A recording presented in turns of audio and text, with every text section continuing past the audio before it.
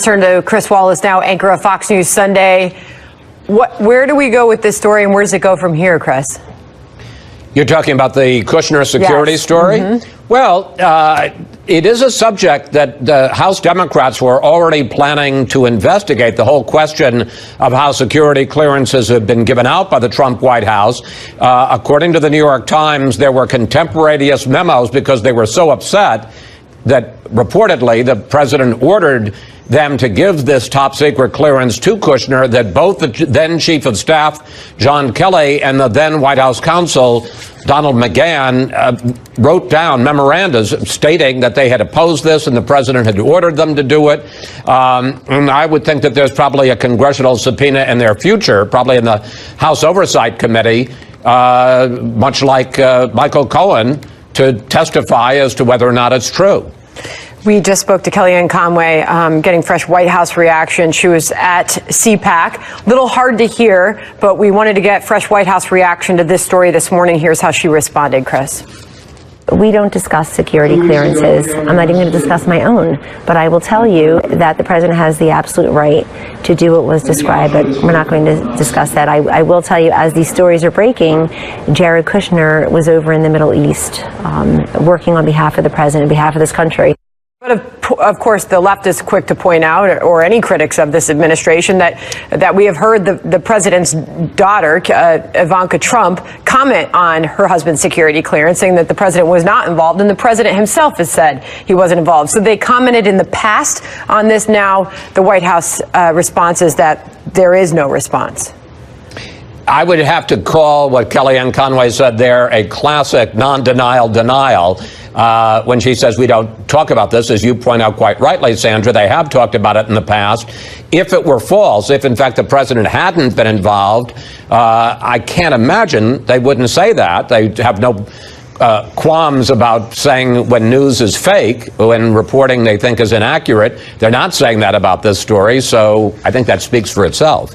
Meanwhile, moving on to North Korea and the words of the president when there, saying that he takes Kim Jong-un at his word over not knowing at the time about the treatment of Otto Warmbier. We also asked Kellyanne Conway about the latest statement from the family. She responded after just talking to the president with this.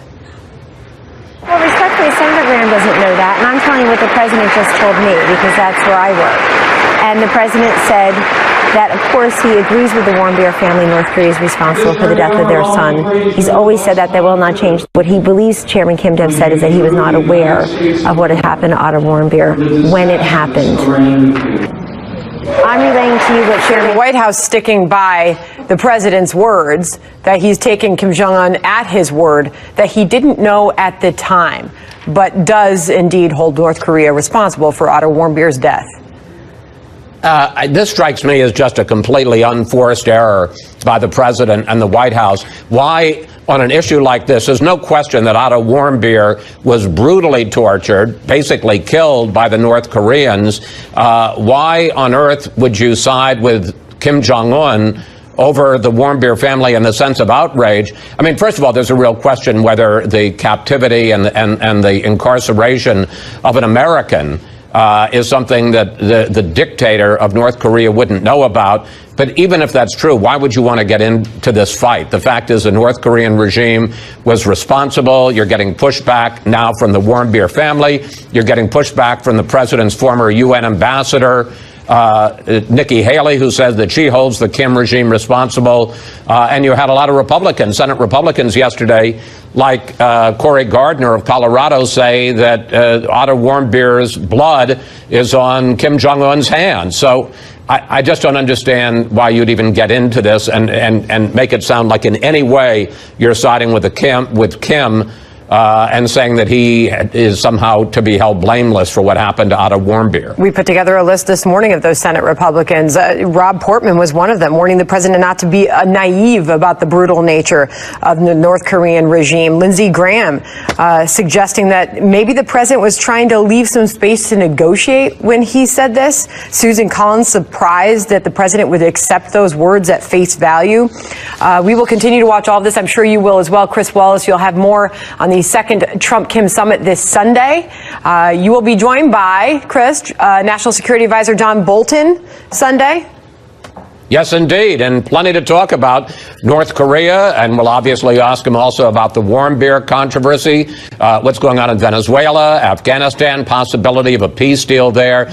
Lots to talk about.